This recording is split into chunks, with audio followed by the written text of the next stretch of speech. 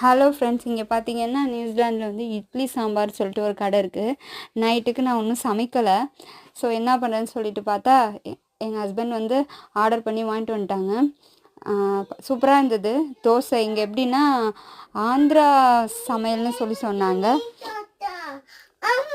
அப்படியே வாங்கிட்டு வந்துட்டாங்க. பார்த்திங்கன்னா அந்த ஆந்திரா ஸ்பெஷல் தோசை வந்து தக்காளி தோசைங்கிற மாதிரி கார தோசைன்னு போட்டிருந்தாங்க. ரொம்ப நல்லா இருந்தது. அப்புறம் சப்பாத்தி ஆர்டர் பண்ணியிருந்தோம்.